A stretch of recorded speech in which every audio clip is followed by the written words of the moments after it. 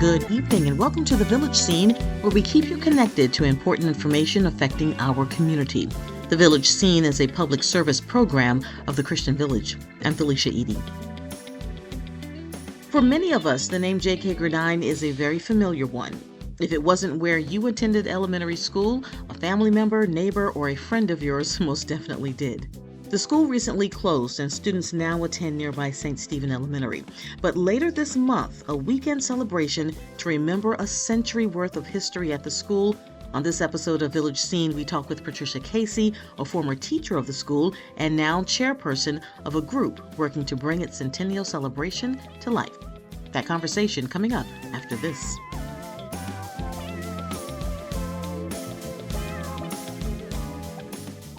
Did you receive a call or message that mentioned Social Security and demanded immediate action? Did the caller know your Social Security number or other personal information and tell you that your Social Security number had been used in connection with the crime? Did you feel worried that your Social Security number might be suspended, your bank account might be frozen or seized, or you could be arrested? That is not the Social Security Administration. Social Security will not threaten you, demand your personal information, or instant payment. Email or text you pictures or documents, or use a real government official's name to gain your trust. Social Security does not accept payments by gift card, prepaid debit card, internet currency, or by mailing cash. Criminals use these forms of payment because they are hard to trace. Do not be fooled. Hang up. Ignore them. Report this criminal activity to the Social Security Administration Office of the Inspector General at oig.ssa.gov. Produced at U.S. taxpayer expense. When you're looking for a variety of food options for your appetite, look no further than Yum Yum Grubhub, a local mobile food truck offering fried ribs, fried corn on the cob, sloppy Joe Philly, seafood gumbo, wings, pork chop, fish, shrimp, and more. Here's the owner. From a young child, I was always in the kitchen with my grandmother when she was cooking. Not only looking, but learning to do stuff. So I started out, I can remember maybe at the age of 9 or 10, I started baking. And I would do everybody birthday cakes, my little cousins, everybody cake. And as I grew older, I continued baking. And then I started getting into cooking, maybe around 1920, started cooking. And it led from there, and it's something that I always wanted to do. That's Yum Yum Grubhub. Follow them on Facebook and Instagram for pop-up locations in a city near you.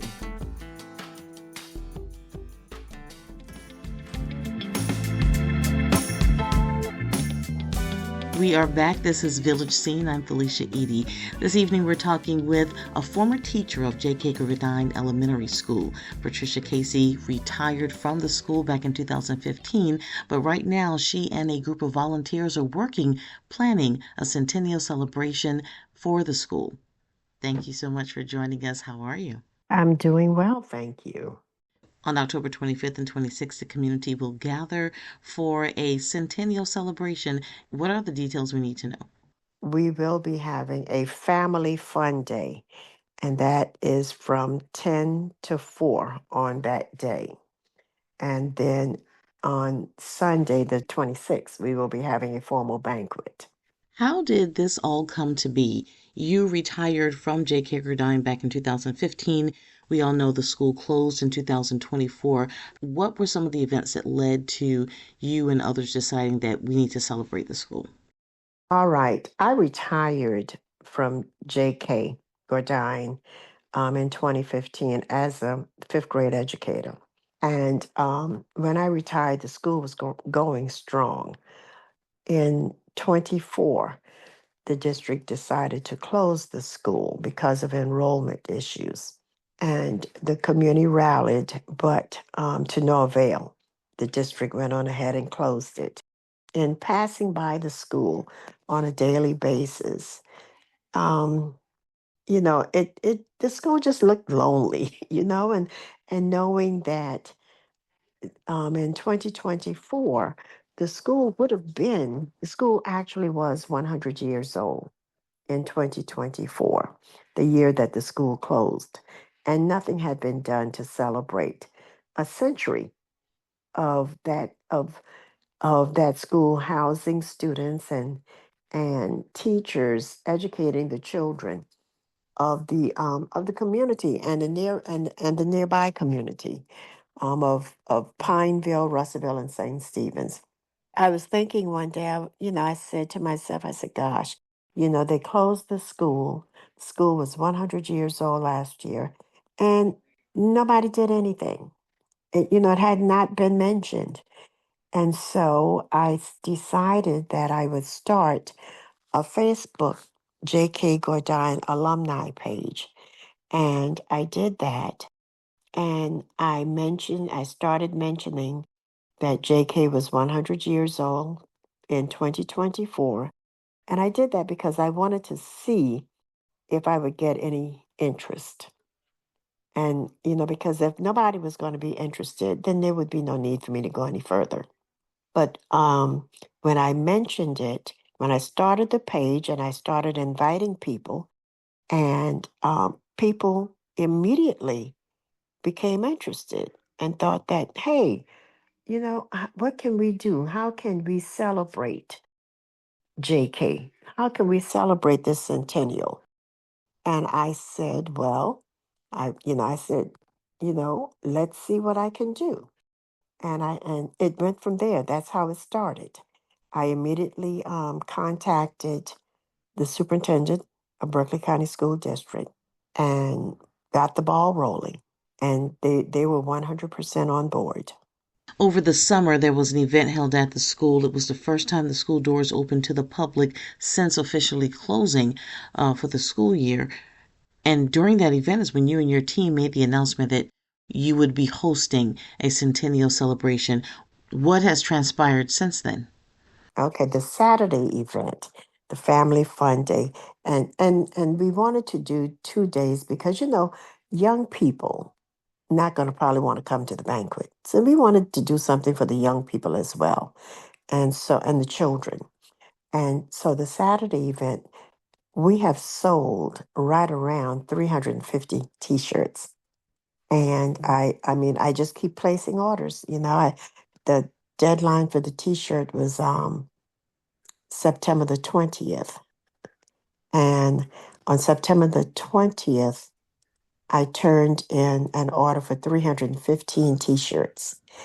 And no later than early this morning, I texted the lady that's doing the t shirt and I said, what's the possibility of me adding to this order? And she laughed. She said, I knew you were going to call me again. And she said, go ahead, tell me what you got. And so right now we have ordered around 350 t-shirts.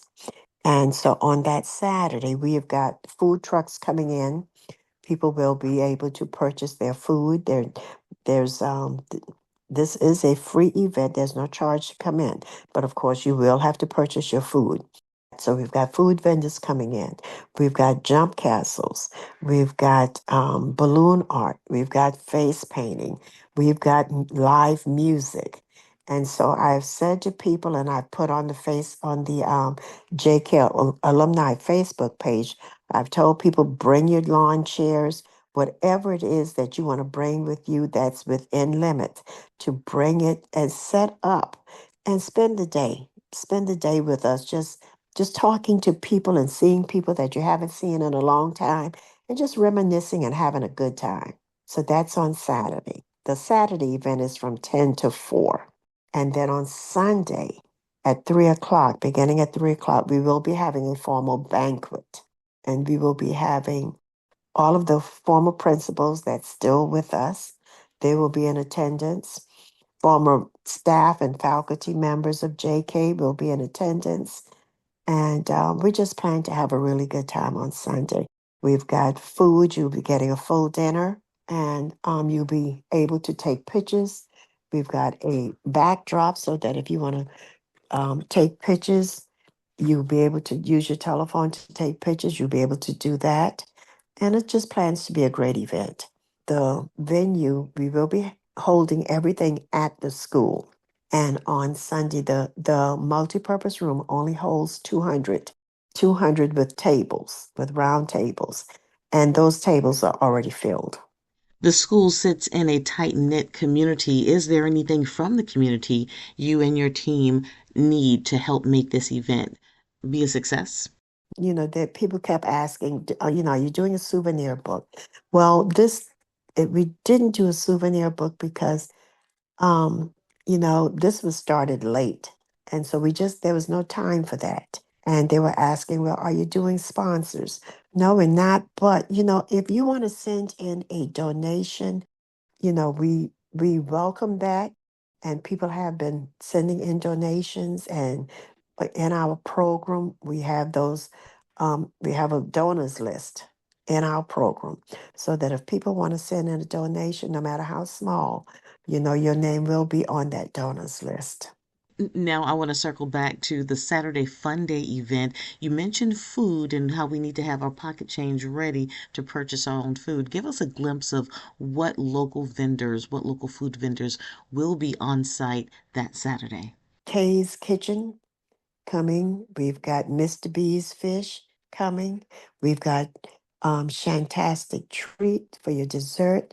We've got Almina's Ices, and we also have Winter's Yum Yum Grub Hub. So no matter what kind of food you want, you'll be able to get your fish, you'll be able to get your chicken, you'll be able to get your ribs, you'll be able to get your burgers, and any type of food that you want, you'll be able to get it. So come on out, get your lunch.